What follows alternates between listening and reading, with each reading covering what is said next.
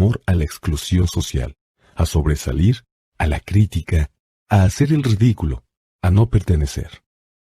El miedo a ser distinto es lo que inhibe a la gente y le impide buscar nuevas formas para resolver sus problemas. A eso se refería mi padre pobre cuando decía que los japoneses valoraban el poder del espejo por encima de los demás. Solo cuando nos miramos en él, encontramos la verdad. El miedo es lo que hace que la gente diga, no te arriesgues. Es algo que sucede en todos los ámbitos, deportivo, personal, profesional o financiero. Ese mismo miedo, el miedo al ostracismo, hace que la gente se conforme y ni siquiera cuestione las opiniones más aceptadas o las tendencias populares. Tu casa es un activo. Consigue un préstamo para consolidación de deuda y paga lo que debes. Trabaja más duro. Consigue un ascenso. Algún día seré vicepresidente. Ahorra dinero.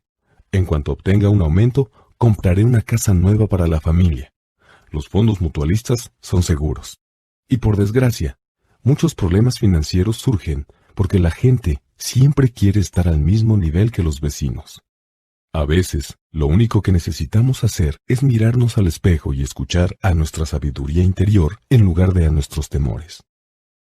Mike y yo empezamos a tener problemas en la escuela para cuando cumplimos 16 años. No éramos malos chicos, pero nos estábamos alejando de la demás gente. Trabajábamos para el papá de Mike todos los días al terminar las clases y los fines de semana. A veces, después del trabajo, pasábamos horas con padres ricos sentados a la mesa, mientras él se reunía con sus banqueros, abogados, contadores, corredores inversionistas, gerentes y empleados. Teníamos frente a nosotros a un hombre que abandonó la escuela a los 13 años, pero ahora dirigía, daba instrucciones y órdenes, y les hacía preguntas a personas con mucha mayor preparación escolar que él. Estas personas atendían todas sus peticiones y se preocupaban si él no aprobaba sus acciones. Era un hombre que no siguió a las multitudes, que llegó a sus propias conclusiones y que detestaba la frase «tenemos que hacerlo de esta manera porque así lo hace todo el mundo». Lo mismo le sucedía con «no podemos». De hecho, si querías que hiciera algo, solo tenías que desafiarlo diciéndole «no creo que puedas». Mike y yo aprendimos más asistiendo a sus reuniones que en todos los años que pasamos en la escuela, incluyendo los que fuimos a la universidad. El padre de Mike no era una persona con preparación académica, pero tenía educación financiera y por lo mismo también tenía éxito. En muchas ocasiones nos repitió, una persona inteligente contrata a gente más inteligente que ella. Gracias a esta filosofía, Mike y yo tuvimos la oportunidad de pasar horas escuchando a gente brillante y aprendiendo de ella. También, debido a lo mismo, no pudimos obedecer el dogma tradicional que predicaban nuestros maestros, y eso nos ocasionó problemas. Cada vez que el maestro decía, si no sacan buenas calificaciones, no les va a ir bien en el mundo real, Mike y yo arqueábamos las cejas. Cuando nos decían que debíamos obedecer procedimientos y no despegarnos de las reglas, nos dábamos cuenta de que en la escuela no alentaban la creatividad. Fue entonces que empezamos a entender por qué Padre Rico nos decía que las escuelas estaban diseñadas para producir buenos empleados en lugar de buenos empleadores. A veces, Mike o yo les preguntábamos a nuestros maestros de qué manera íbamos a poder aplicar en el mundo real lo que estábamos estudiando ahí, o por qué nunca hablábamos sobre el dinero y la forma en que funcionaba. A esta segunda pregunta, casi siempre nos contestaban que el dinero no era importante, que si ejercíamos nuestra profesión con excelencia, éste llegaría por sí solo. Obviamente, entre más aprendíamos acerca del poder del dinero, más nos alejábamos de nuestros maestros y compañeros. Mi padre pobre nunca me presionó respecto a las calificaciones. No obstante, discutimos mucho acerca del dinero. Creo que para cuando cumplí 16 tenía bases más sólidas en lo que se refiere al dinero que él o mi madre. A esa edad ya podía llevar libros contables y entender de qué hablaban los contadores fiscales, abogados corporativos, banqueros, corredores de bienes raíces e inversionistas, entre otros. Mi padre pobre, por otra parte, solo hablaba con otros maestros. Un día me dijo que nuestra casa era su mayor inversión, pero cuando le expliqué por qué pensaba que no era así, tuvimos una discusión bastante desagradable. Su percepción era que para él, su bien inmueble era un activo, mientras que para mi padre rico era un pasivo. Recuerdo el día que le expliqué a mi padre pobre cómo era el flujo de efectivo. También le enseñé los gastos secundarios que implicaban ser dueño de una casa como pago de la hipoteca, impuestos sobre la propiedad, seguro, mantenimiento, servicios, etc. Un inmueble de mayor tamaño significaba más gastos, por lo que el flujo de efectivo continuaba saliendo en gasto. Hasta la fecha, la gente continúa cuestionándome respecto a mi noción de que una casa no es un activo. Sé que para muchas personas, una casa representa la mayor inversión de su vida y un sueño personal.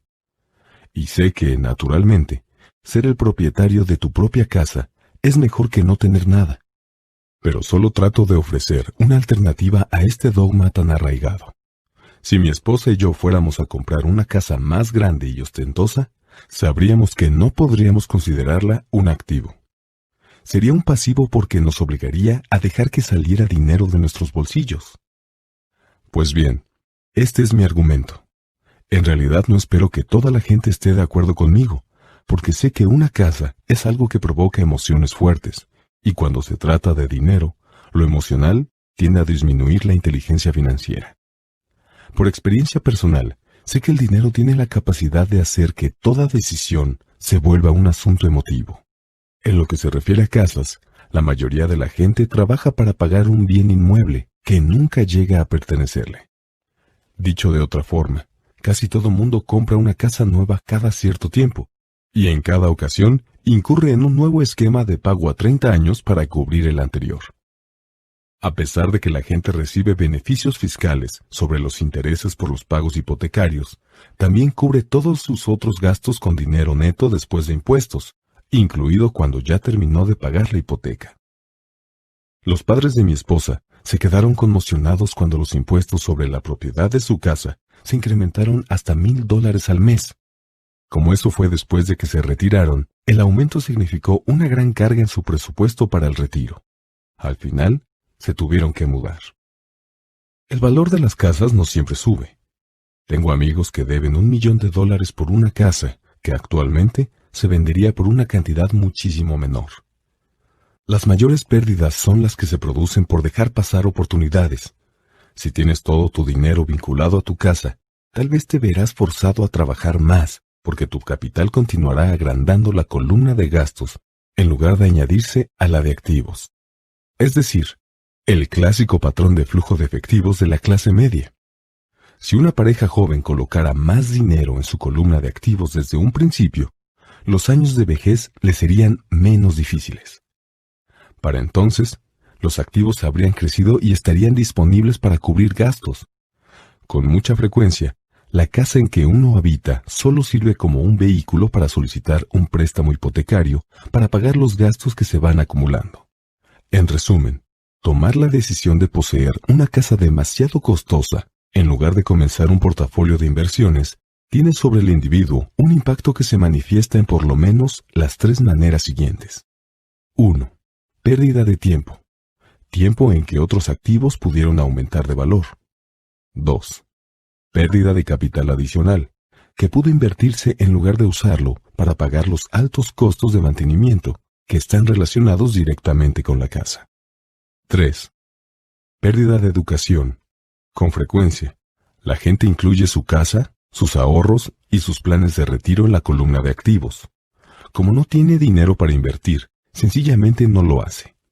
Lo anterior implica que nunca acumula experiencia en inversiones, y por eso, la mayoría de las personas nunca llega a ser lo que en el ámbito financiero se conoce como inversionista sofisticado.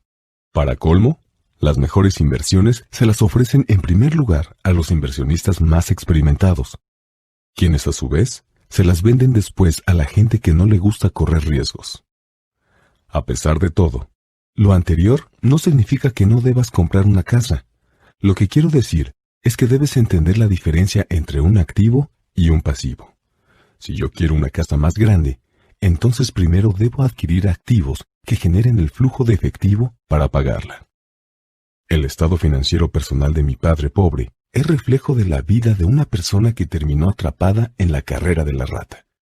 Su gasto se equipara a su ingreso, y eso le impide guardar lo suficiente para invertir en activos. Como resultado, los pasivos siempre son mayores. Es decir, los ingresos y gastos de padre pobre son equivalentes, pero sus pasivos son mayores que sus activos. Al igual que padre pobre, los ingresos y gastos de padre rico son equivalentes, pero sus activos son mayores que sus pasivos, ya que son los resultados de una vida dedicada a invertir. ¿Por qué los ricos se vuelven más ricos? Al analizar el estado financiero de mi padre rico, me di cuenta de por qué los ricos se vuelven más ricos. Sus activos generan ingresos más que suficientes para cubrir los gastos y el balance se reinvierte de la misma manera. Esta sigue creciendo y, por lo tanto, los ingresos que produce también se multiplican. Como resultado, los ricos se vuelven más ricos. ¿Por qué la clase media tiene dificultades?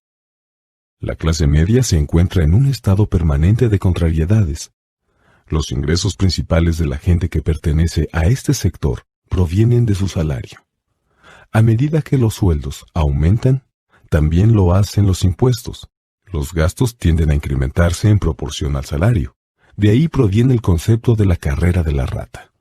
La clase media considera que su casa es su activo primario, y por eso no invierte en activos que produzcan ingresos. Este modelo, en que a la casa se le considera una inversión, y la filosofía de que un aumento de sueldo implica que es posible comprar un bien inmueble mayor o gastar más, es la base que sustenta nuestra endeudada sociedad actual.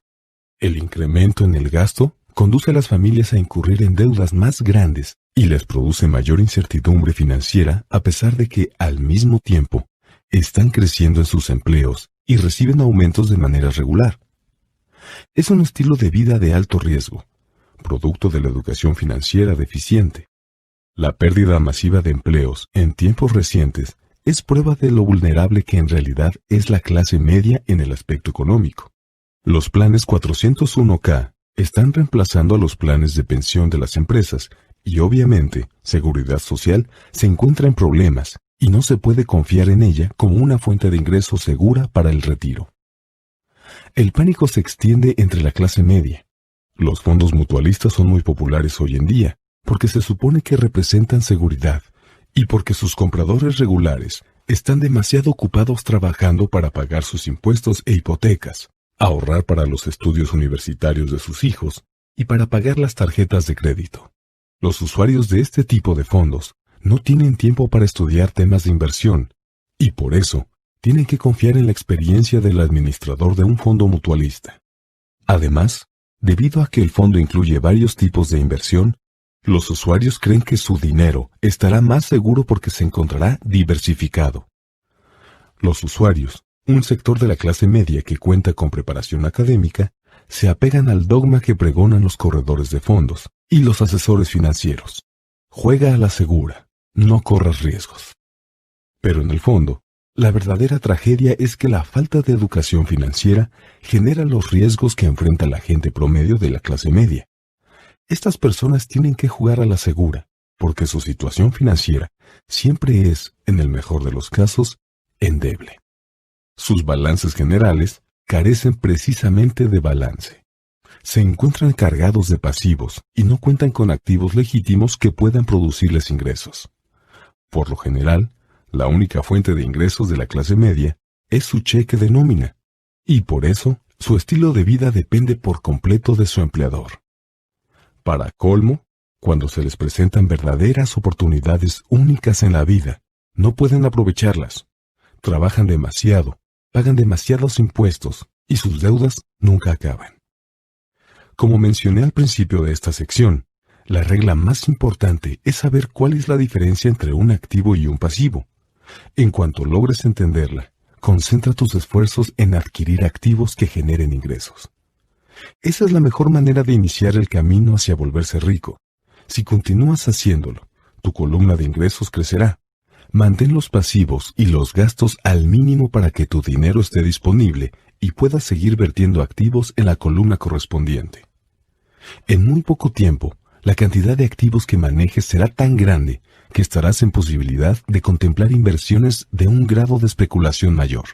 Inversiones que podrían tener retornos del 100% al infinito. Inversiones de $5,000 que en poco tiempo se convertirán en 1,000,000 más. Esas inversiones a las que la clase media llama demasiado riesgosas. Recuerda que para la gente que cuenta con educación financiera, invertir no implica riesgos tan grandes. Pero si solo haces lo que los demás, seguramente obtendrás el siguiente panorama en tu estado financiero. Ingreso. Trabajo realizado para una empresa. Salario. Gasto. Trabajo realizado para el gobierno. Impuestos. Pasivos. Trabajo realizado para el banco. Hipoteca. Y los activos, en cero. Y si eres empleado y también tienes una casa, el esfuerzo que inviertes en trabajar se ve de la siguiente manera. 1.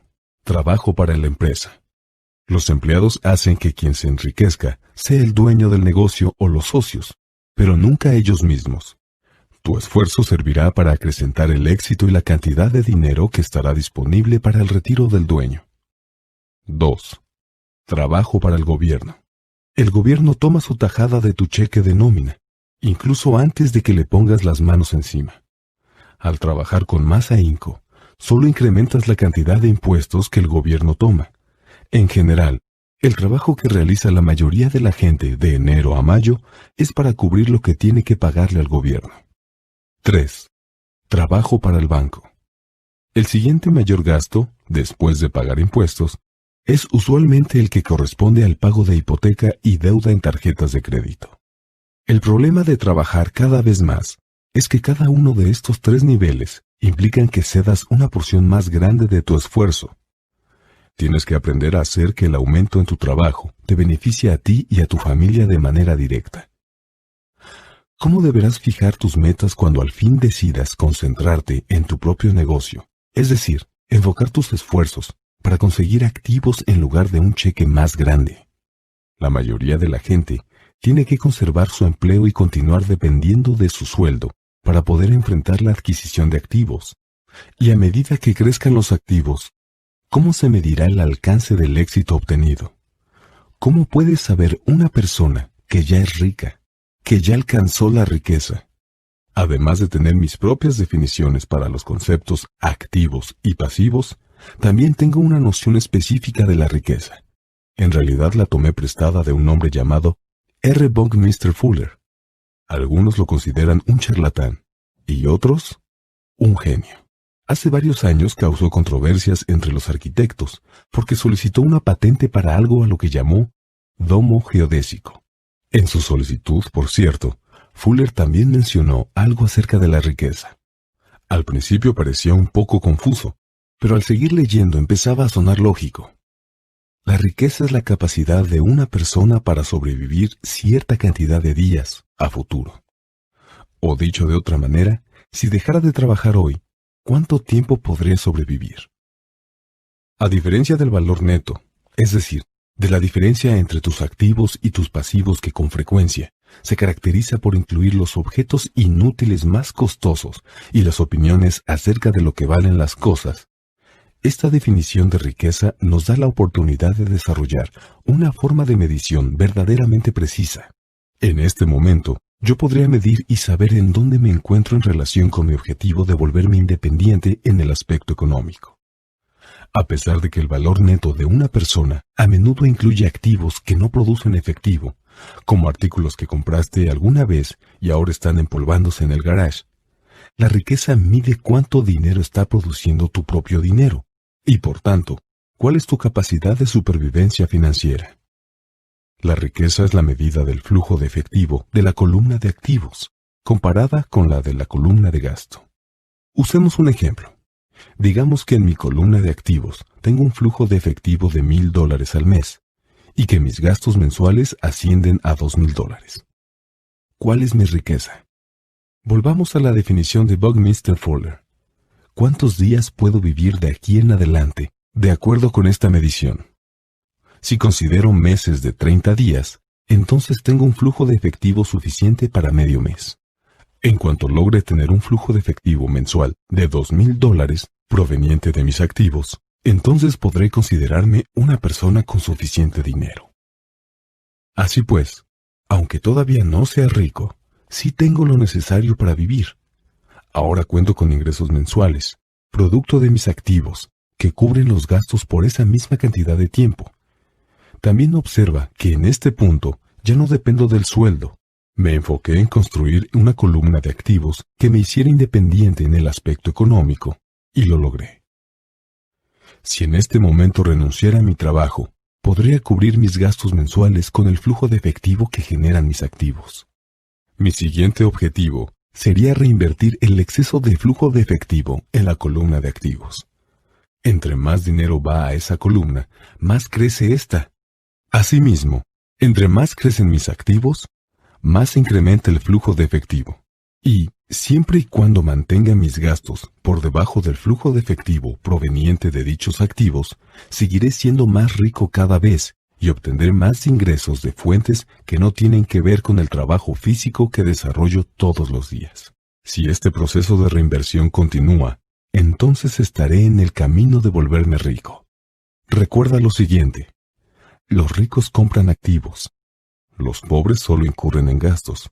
La clase media compra pasivos que cree que son activos. Entonces, ¿cómo empiezo a enfocarme en mi propio negocio para dedicarme solo a él? ¿Cuál es la respuesta? Escucha al fundador de McDonald's en el siguiente capítulo.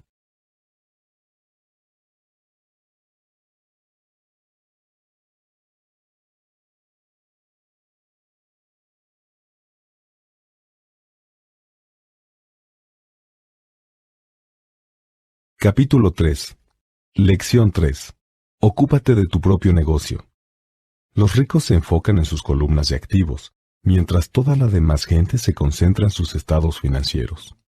En 1974, le solicitaron a Ray Kroc, fundador de McDonald's, que diera una conferencia a los estudiantes de maestría de la Universidad de Texas en Austin. Un amigo mío era estudiante de ahí, y formaba parte de ese grupo de alumnos.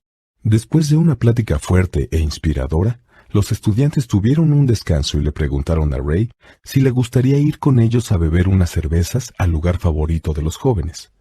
Él aceptó con gusto. En cuanto comenzaron a beber la cerveza, Ray preguntó: ¿a qué negocio me dedico? Todos se rieron, me contó mi amigo. La mayoría de los estudiantes de maestría pensó que Ray estaba jugando. Como nadie le respondió, Ray volvió a hacer la pregunta: ¿a qué negocio creen ustedes que me dedico? Los estudiantes volvieron a reírse, pero finalmente un valiente gritó: Ray, ¿quién en este planeta no sabe que te dedicas al negocio de las hamburguesas? Ray se rió. Eso es lo que pensé que dirían. Hizo una pausa y luego añadió: damas y caballeros, yo no me dedico al negocio de las hamburguesas. Mi negocio son los bienes raíces. Según me contó mi amigo, Ray pasó un buen rato explicando su punto de vista. En su plan de negocios, Ray sabía que el enfoque principal del negocio era vender franquicias de hamburguesas. Sin embargo, nunca olvidó que los factores más importantes para el éxito de cada franquicia eran el terreno y el lugar en que se ubicaran estas. Básicamente, la persona que compraba una franquicia también estaba adquiriendo el inmueble que ésta incluía, y lo hacía en beneficio de la organización de Ray Kroc. Hoy en día, McDonald's es el mayor propietario individual de bienes raíces del mundo. Posee incluso más propiedades que la Iglesia Católica. La empresa McDonald's es dueña de algunas de las intersecciones y esquinas más valiosas de los Estados Unidos y de todo el mundo. Mi amigo considera que la de Ray Kroc fue una de las lecciones más importantes que recibió en su vida. Gracias a ella, actualmente tiene locales de lavado de autos, pero en realidad su negocio son los bienes raíces en donde se realiza el lavado. En el capítulo anterior, explicamos el hecho de que casi todo mundo trabaja para todos los demás, excepto para sí mismo. En primer lugar, todos trabajan para los dueños de las empresas, luego para el gobierno a través de los impuestos, y finalmente para el banco en donde obtuvieron su préstamo hipotecario. Cuando yo era niño, no había McDonald's cerca de casa. Sin embargo, mi padre rico nos enseñó a Mike y a mí la misma lección que Ray Kroc les dio a los estudiantes de maestría de la Universidad de Texas. Se trata del tercer secreto de los ricos. Ocúpate de tu propio negocio. En muchas ocasiones, las dificultades económicas de la gente son consecuencia de trabajar para alguien más. Al final de sus vidas, muchas personas sencillamente no tienen nada que demuestre cuánto se esforzaron. Nuestro sistema educativo se enfoca en preparar a los jóvenes para obtener buenos empleos gracias a las habilidades académicas que logren desarrollar. Sus vidas siempre estarán sujetas a los sueldos o, tal como lo expliqué anteriormente, a la columna de ingresos. Muchos de ellos estudiarán aún más para llegar a ser ingenieros, científicos, cocineros, oficiales de policía, artistas, escritores u otras cosas. Sus habilidades profesionales les permitirán pertenecer a la fuerza laboral y trabajar para obtener dinero. No obstante, existe una gran diferencia entre tu profesión y tu negocio. Con frecuencia le pregunto a la gente, ¿a qué negocio te dedicas? Y algunas personas me responden, soy banquero. Luego les pregunto si son dueños de algún banco, a lo que generalmente responden con, no, trabajo en uno.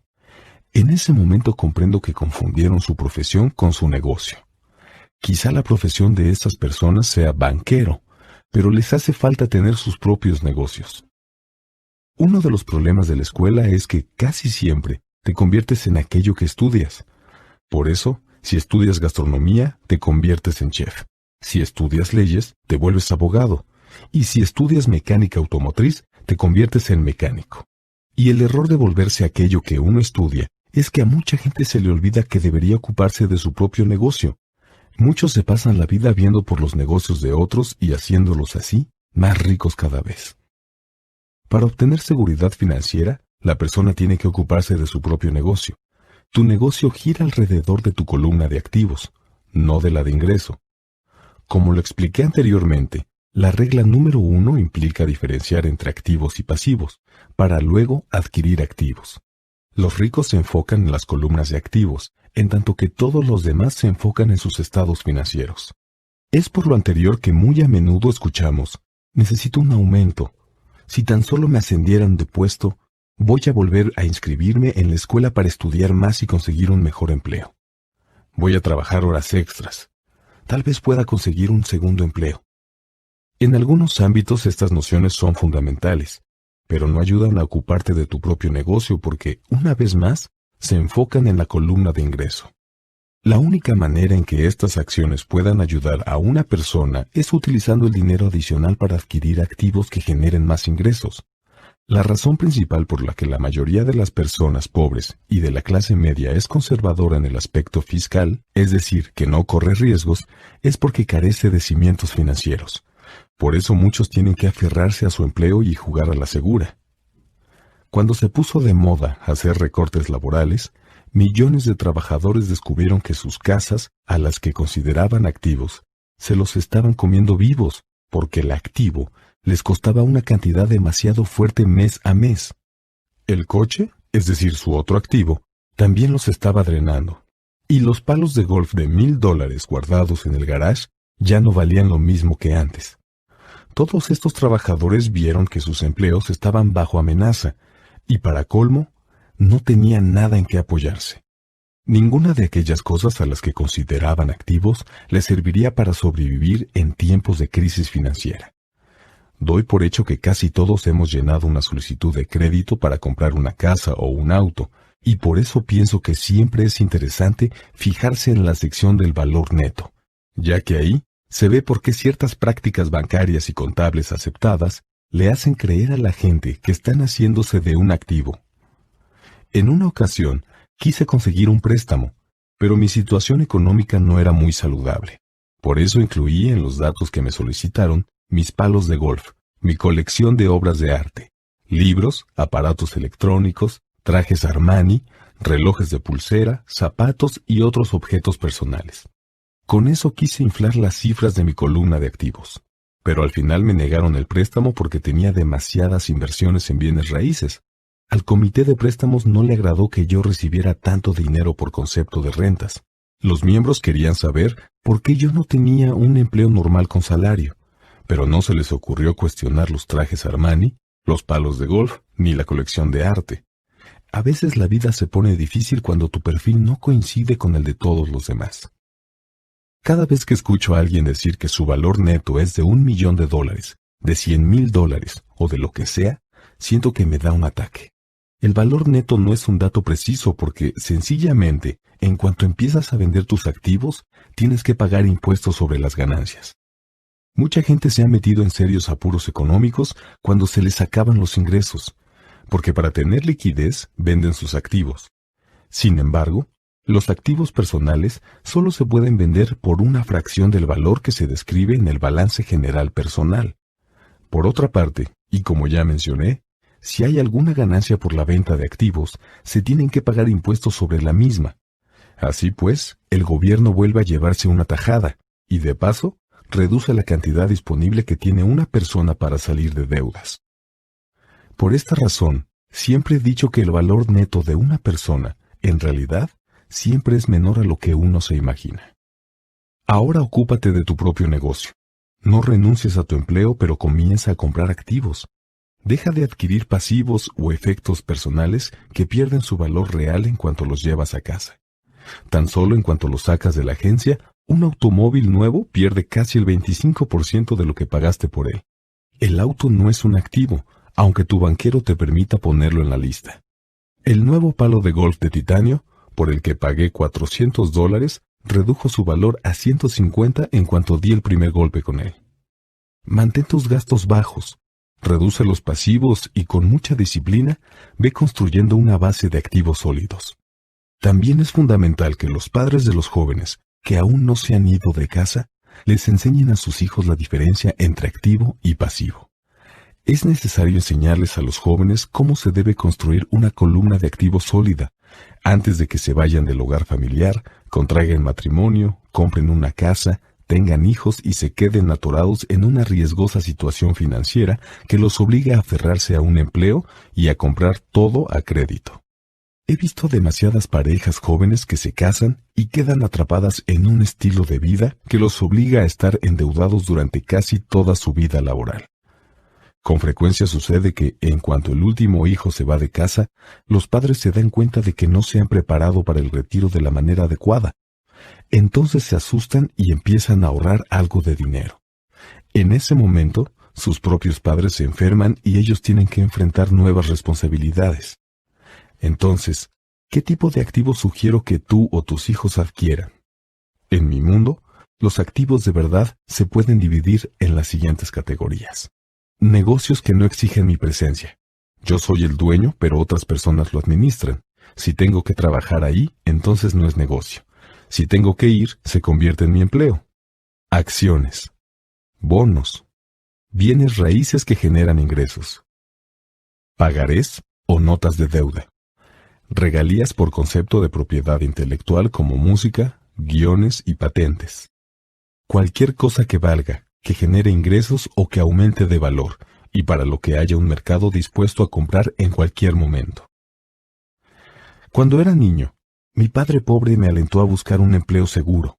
Mi padre rico, en cambio, me motivó para que comenzara a adquirir activos que me encantaran. Si no te encantan, no vas a encargarte de ellos, decía. Ahora colecciono bienes raíces porque sencillamente me fascinan los edificios y los terrenos. Me gusta mucho comprarlos y además podría contemplarlos todo el día. Cuando llego a tener problemas, estos nunca son tan grandes como para hacer que cambien los sentimientos que tengo por los bienes raíces. Pero si alguien no soporta los inmuebles, entonces no debería comprarlos. También me gustan las acciones de empresas pequeñas, y en especial de las que apenas comienzan. Esto se debe a que soy un empresario, no una persona del estilo corporativo.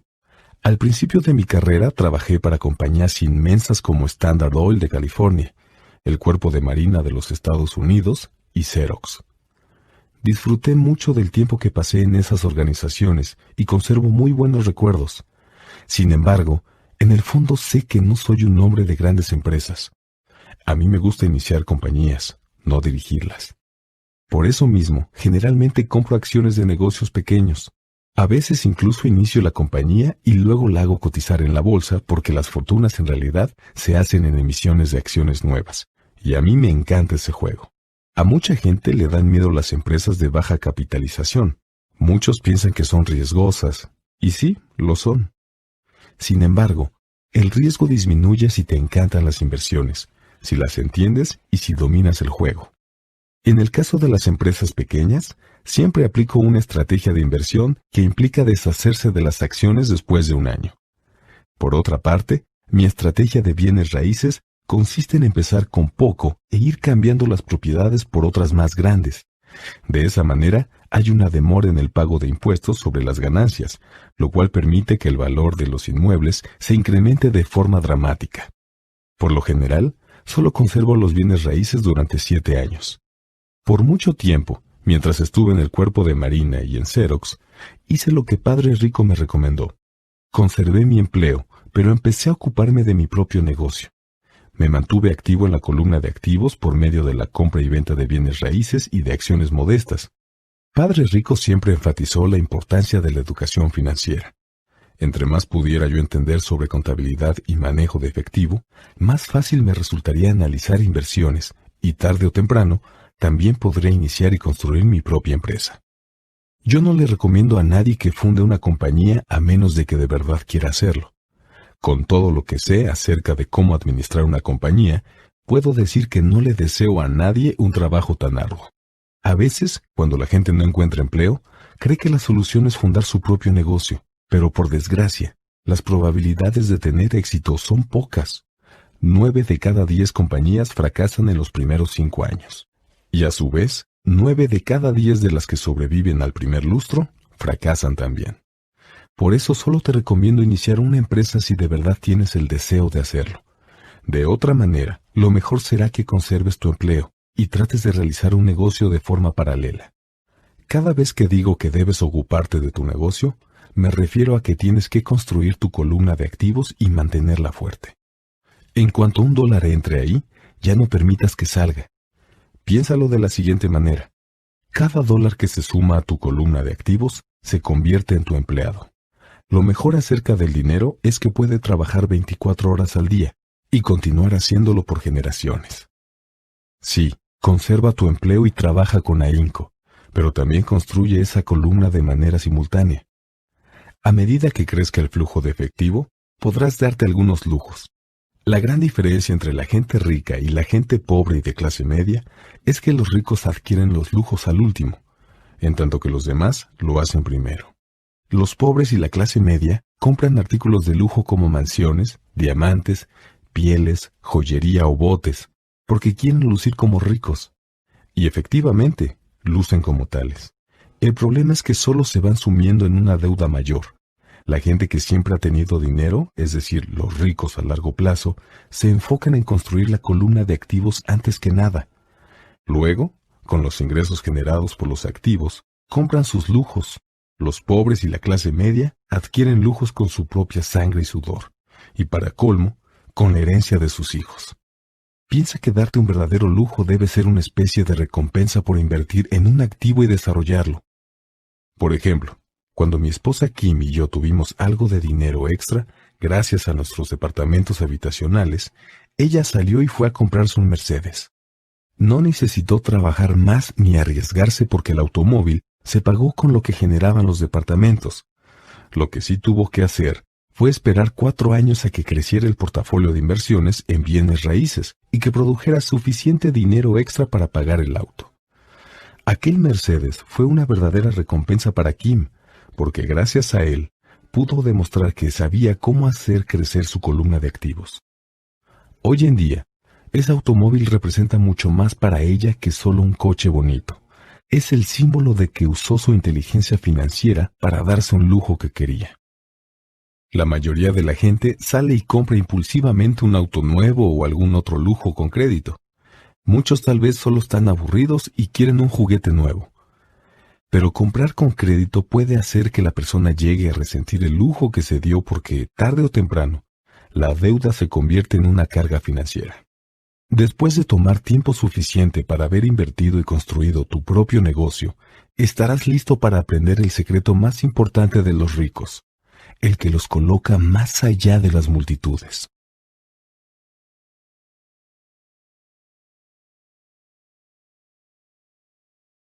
Capítulo 4. Lección 4. La historia de los impuestos y del poder de las corporaciones. Mi padre rico solo jugó el juego con inteligencia y lo hizo a través de corporaciones. El secreto más importante de los ricos. Recuerdo que en la escuela me contaron la historia de Robin Hood y sus alegres camaradas. Mi maestra aseguraba que era la maravillosa historia de un héroe romántico que les robaba a los ricos para darles a los pobres. Pero mi padre rico no lo veía de la misma manera. Él pensaba que Robin Hood era un vil ladrón. Es posible que Robin Hood se haya ido, pero sus seguidores continúan viviendo. Con frecuencia escucho a la gente decir, ¿por qué no pagan eso los ricos? Los ricos necesitan pagar más impuestos y ese dinero se lo deberían de dar a los pobres. La fantasía de Robin Hood, o la noción de quitarles a los ricos para darles a los pobres, es lo que más daño les ha hecho a los mismos pobres y a la clase media. De hecho, la clase media tiene las mayores cargas fiscales por culpa de Robin Hood. La verdad es que los ricos no pagan impuestos. Quienes pagan por los pobres son quienes pertenecen a la clase media, y en especial la gente con preparación académica de clase media alta. Nuevamente, para entender bien cómo son las cosas, tenemos que hacer una revisión de la historia de los impuestos. Mientras que mi padre pobre, el más preparado académicamente, era experto en la historia de la educación, mi padre rico llegó a ser, por méritos propios, un experto en la historia de los impuestos.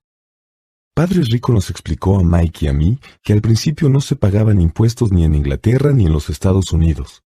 Ocasionalmente se llevaban a cabo recaudaciones fiscales para financiar guerras. El rey, y cuando las 13 colonias se independizaron, el presidente daba aviso y le pedía a todo mundo que diera unos centavos. En Gran Bretaña se hizo una recaudación para financiar la guerra contra Napoleón de 1799 a 1816. En Estados Unidos para pagar la guerra civil de 1861 a 1865. En 1874, Inglaterra decretó la permanencia del impuesto sobre ingresos para los ciudadanos. En 1913, también se hizo permanente un impuesto del mismo tipo en los Estados Unidos, a través de la adopción de la 16ª enmienda hecha a la Constitución. En algún momento los estadounidenses estuvieron en contra de los impuestos. Fue un impuesto sobre el té lo que condujo a la famosa fiesta del té en la bahía de Boston, incidente que propició y encendió la mecha de la Guerra de Independencia. A Estados Unidos y a Inglaterra les tomó aproximadamente 50 años convencer a los ciudadanos de pagar un impuesto sobre ingresos de manera regular. Lo que estos datos no nos dicen es que al principio estos impuestos solo se recaudaron entre los ricos. Este era el punto que Padre Rico quería que Mike y yo entendiéramos. Nos explicó que la idea de los impuestos se hizo popular y fue aceptada por la mayoría porque a los pobres y a la clase media se les dijo que los impuestos habían sido creados para castigar a los ricos. Las grandes masas votaron a favor de la propuesta de ley, y ésta se hizo legal constitucionalmente.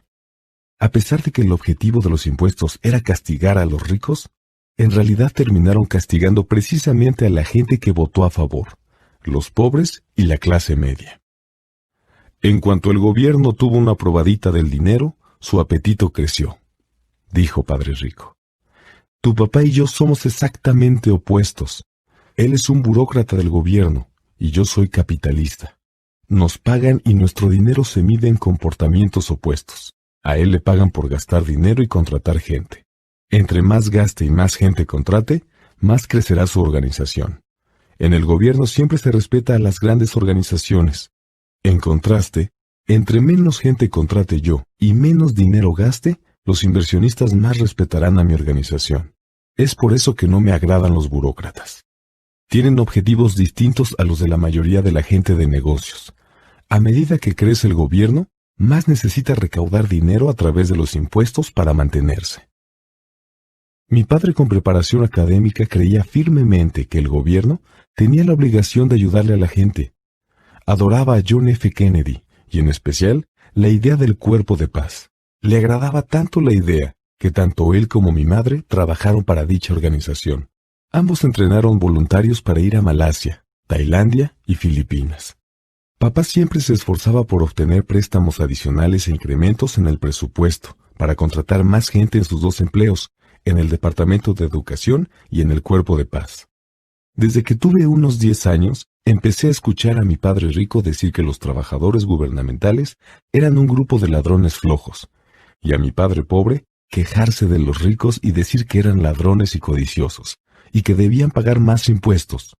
Ambos tenían argumentos válidos, pero para mí resultaba difícil ir a trabajar durante el día para uno de los capitalistas más importantes del pueblo, y luego volver a casa con un padre que era prominente líder gubernamental. No fue fácil decidir a cuál padre creerle. A pesar de la divergencia, sin embargo, si se estudia la historia de los impuestos, siempre surge una perspectiva interesante. Como ya lo mencioné, la aceptación de los impuestos fue posible solo porque las grandes masas creyeron en la teoría económica de Robin Hood, quitarle a los ricos para darle a todos los demás. El problema fue que el apetito que el gobierno tenía por el dinero era tan grande que poco después los impuestos tuvieron que recaudarse entre la clase media y a partir de ahí, solo continuaron filtrándose hacia abajo. Los ricos detectaron la oportunidad de protegerse porque ellos no juegan con las mismas reglas. Ellos sabían sobre compañías, las cuales se volvieron bastante populares en los tiempos en que aún se navegaba en barco. Los ricos crearon la empresa como un vehículo para limitar el riesgo que corrían los activos en cada viaje. Básicamente, colocaron su dinero en una empresa con el objetivo de financiar la navegación. Luego, la compañía contrató a su propia tripulación para navegar al Nuevo Mundo y buscar un tesoro ahí. Si el barco se extraviaba, la tripulación perdía la vida, y la pérdida de los ricos se limitaba al dinero invertido en ese viaje. El conocimiento de la estructura legal corporativa es lo que en realidad les concede a los ricos una amplia ventaja por encima de los pobres y de la clase media. A mí me educaron dos padres, uno socialista y el otro capitalista. Pero en muy poco tiempo comprendí que la filosofía del capitalista era la más lógica para mí. En mi opinión, los socialistas terminaron castigándose a sí mismos por su falta de educación financiera, sin importar lo que inventara la multitud de gente que creía que se debía tomar lo que les pertenecía a los ricos. Estos siempre encontraron la manera de ser más astutos. Por esa razón, los impuestos terminaron recaudándose entre la clase media. Los ricos fueron más hábiles que los intelectuales, sencillamente porque entendieron el poder del dinero, materia que no se enseña en las escuelas. ¿Cómo aventajaron los ricos a los intelectuales? En cuanto fue aprobado el impuesto para quitarles a los ricos, el dinero empezó a fluir hacia las arcas del gobierno. La gente estaba muy contenta al principio. El dinero se entregaba al gobierno y a los ricos. Les llegaba a los trabajadores gubernamentales a través de empleos y pensiones, y a los ricos les tocaba una parte cada vez que sus fábricas y empresas ganaban una licitación pública. El gobierno recibía una enorme cantidad de dinero, lo cual lo colocó en apuros respecto al manejo fiscal del mismo. Pero permíteme explicarte por qué. El ideal del gobierno es no tener dinero en exceso porque, si no logra gastar los fondos asignados, corre el riesgo de perder ese dinero cuando se realice el siguiente presupuesto, porque no haberlo ocupado es señal de ineficiencia. A la gente de negocios, en contraste, se le recompensa y aplaude por su eficiencia cuando termina un ejercicio y tiene excedentes. Este ciclo del incremento en el gasto gubernamental continuó y, en consecuencia, también aumentó la necesidad del dinero. Entonces, la idea de cobrarles impuestos a los ricos se ajustó para incluir a los niveles de la sociedad que recibían menores ingresos, hasta llegar a la misma gente que votó a favor, los pobres y la clase media. Los verdaderos capitalistas usaron su conocimiento financiero para encontrar un escape. Volvieron a refugiarse en la protección que se recibe al pertenecer a una corporación. Sin embargo, lo que mucha gente que no ha formado una corporación o empresa desconoce es que éstas, en realidad, no son una cosa tangible. Una corporación es un expediente con algunos documentos legales que permanece en la oficina de algún abogado y que se tiene que registrar en una oficina gubernamental. La empresa no es un gran edificio, una fábrica o un grupo de gente. Es un documento que permite la creación de una identidad legal que no tiene alma. Gracias a este instrumento, los ricos pudieron volver a proteger su dinero. Se volvió muy popular porque la tasa con que se le cobran impuestos a las empresas es menor que la que se le aplica a los individuos. Además, ciertos gastos de las empresas se podían pagar con dinero sobre el que no se habían pagado impuestos aún. Esta guerra entre tener y no tener ha prevalecido por cientos de años. La batalla se librará cada vez y en todo lugar en donde se emitan leyes. durará por siempre. El problema es que quienes pierden siempre son los que no están bien informados, aquellos que todos los días se levantan y con toda diligencia van a trabajar y a pagar impuestos. Si entendieran la forma en que los ricos juegan el juego, también podrían hacerlo, y entonces se pondrían en camino hacia su independencia financiera. Por eso es que me molesto cada vez que veo que un padre les recomienda a sus hijos que vayan a la escuela para después conseguir un empleo seguro y permanente. La gente con empleos seguros, pero sin aptitudes financieras, está destinada a vivir esclavizada por siempre. En la actualidad, los estadounidenses promedio trabajan entre 4 y 5 meses para el gobierno, es decir, solo para pagar sus impuestos. En mi opinión, eso es demasiado. Entre más duro trabajes, más le tendrás que entregar al gobierno. Esta situación me hace pensar que la idea de quitarles a los ricos terminó afectando a la gente que apoyó su promulgación. Cada vez que se trata de castigar a los ricos, estos se defienden, reaccionan, porque tienen dinero y poder, y la intención de cambiar las cosas. Los ricos no se cruzan de brazos, listos a pagar más impuestos. En lugar de eso, buscan maneras de minimizar la carga fiscal. Contratan a abogados y contadores muy hábiles y persuaden a los políticos de cambiar las leyes o de soslayar lagunas legales. Los ricos utilizan sus recursos para efectuar cambios. El Código Fiscal de los Estados Unidos también permite otras formas de reducir los impuestos. La mayoría de estos vehículos está disponible para cualquier persona. Sin embargo, los ricos son quienes los aprovechan con mayor frecuencia, porque ellos están enfocados en proteger sus negocios. Por ejemplo, la cifra 1031 es la forma popular de llamarle a la sección 1031 de la Ley de Impuestos Internos. En ella, se le permite a un vendedor retrasar el pago de impuestos sobre un bien inmueble vendido para obtener ganancias de capital al intercambiarlo por otro bien inmueble de mayor valor. Los bienes raíces son un vehículo de inversión con grandes ventajas fiscales, siempre y cuando sigas cambiando tus bienes inmuebles por otros de mayor valor. No tendrás que pagar impuestos sobre las ganancias hasta que liquides. La gente que no aprovecha estos ahorros legales en impuestos se pierde de una gran oportunidad para hacer crecer su columna de activos. Por desgracia, los pobres y la clase media no cuentan con los mismos recursos. Solo se quedan paralizados y permiten que el gobierno les entierre sus agujas en los brazos para succionarles la sangre. Siempre que veo la enorme cantidad de gente que prefiere pagar más impuestos o que aprovecha menos deducciones por miedo al gobierno, me quedo boquiabierto. Tengo amigos que terminaron cerrando y destruyendo sus negocios, para descubrir después que todo se debió a un error del gobierno. Puedo comprender el temor y las reacciones a la intimidación, pero creo que el precio de trabajar de enero a mayo para pagar impuestos es demasiado alto. Mi padre pobre nunca se defendió, tampoco mi padre rico. Sin embargo, este último aprendió a jugar con inteligencia a través de las corporaciones, el secreto más importante de los ricos. Seguramente recuerdas la primera lección que aprendí de mi padre rico. Tenía 9 años y tuve que sentarme y aguardar a que se dignara hablar conmigo. Me quedé esperando en su oficina por horas. Me ignoró a propósito. Quería que yo reconociera su poder y que deseara tener el mismo tipo de fuerza algún día. Durante los años que estudié y aprendí de él, siempre me recordó que el conocimiento es poder. Además, cuando uno tiene dinero también posee un gran poder que exige tener el conocimiento adecuado para saber conservarlo y multiplicarlo. Si careces de ese conocimiento, todo mundo podrá mangonearte. Padre Rico siempre nos recordaba a Mike y a mí que el mayor bravucón no es el jefe o el supervisor, sino el recaudador de impuestos. Él siempre te va a quitar más si se lo permites. La primera lección que te ayuda a hacer que el dinero trabaje para ti en lugar de que tú trabajes para él, tiene que ver con el poder. Si trabajas para el dinero, para obtenerlo, le cedes el poder a tu jefe. Si haces que el dinero trabaje para ti, puedes conservar el poder y controlarlo.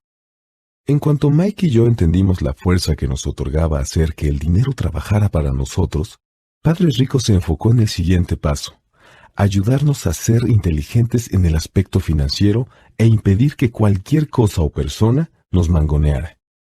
Es muy fácil que te manipulen cuando eres ignorante, pero si sabes de qué hablas, tienes más oportunidades de defenderte. Por eso Padre Rico pagaba tanto dinero para contar con la asesoría de contadores y abogados hábiles y especializados en temas fiscales.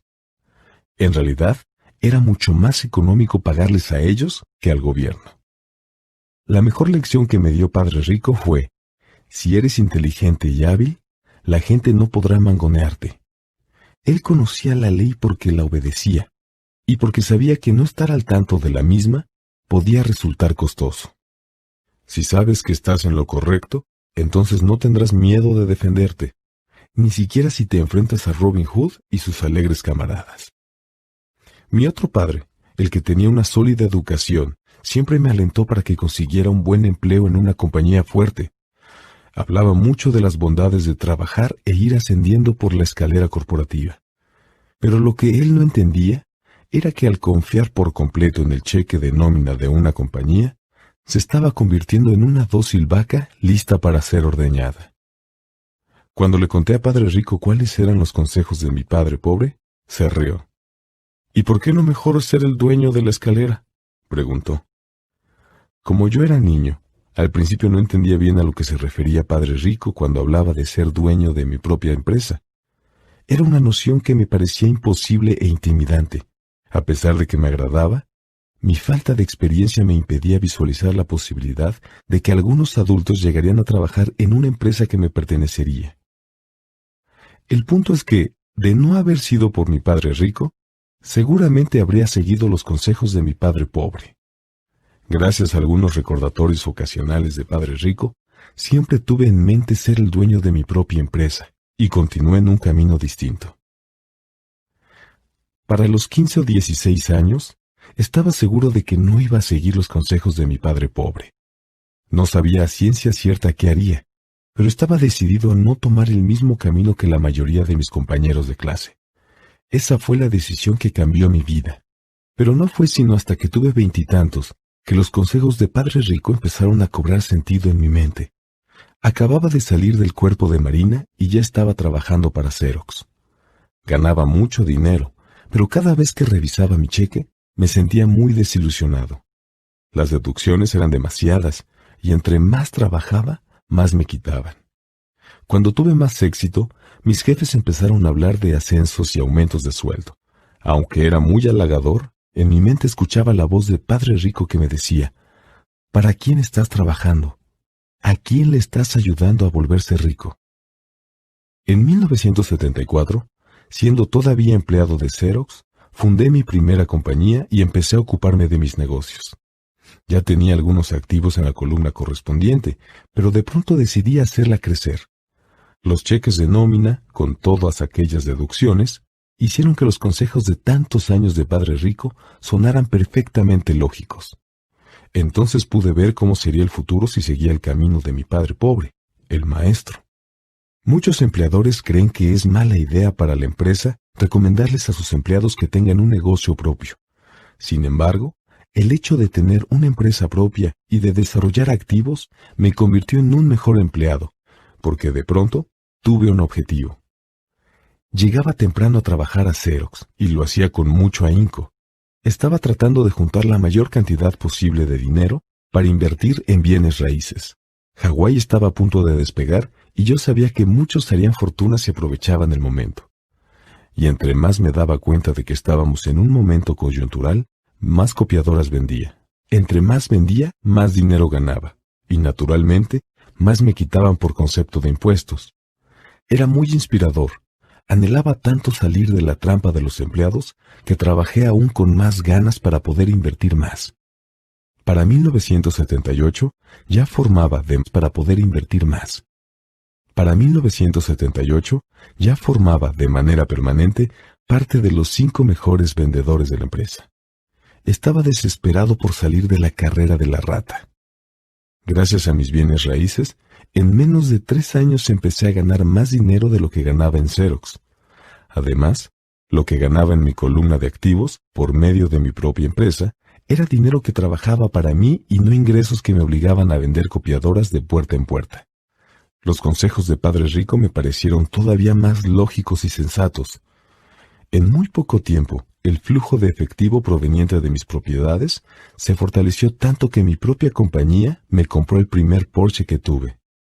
Mis compañeros vendedores de Xerox creyeron que había usado mis comisiones para darme ese lujo, pero no era así. Las comisiones también las estaba invirtiendo en activos. El dinero que ganaba estaba trabajando con mucho empeño para generar más dinero. Cada dólar de mi columna de activos se comportaba como un gran empleado. Trabajaba con ganas para producir más empleados y para comprarle un Porsche nuevo al jefe con dólares sobre los que no se habían pagado impuestos. Empecé a trabajar todavía más duro para Xerox. El plan funcionaba y mi Porsche era prueba de ello. Usé las lecciones aprendidas de Padre Rico y pude salir de la carrera de la rata siendo aún muy joven. Todo lo anterior fue posible gracias al sólido conocimiento financiero que adquirí en las clases de Padre Rico. Sin ese conocimiento, al que yo llamo inteligencia financiera o IQ financiero, mi camino a la independencia económica habría sido mucho más difícil. Hoy en día les enseño a otros con la esperanza de poder compartir con ellos lo que sé. También les recuerdo a la gente que el IQ financiero incluye conocimiento en varias áreas. 1. Contabilidad. La contabilidad es el alfabetismo financiero o la habilidad de leer números. Si quieres construir un imperio, esta habilidad te será primordial. Entre mayor sea la cantidad de dinero que esté bajo tu cuidado, mayor precisión necesitarás. De otra manera,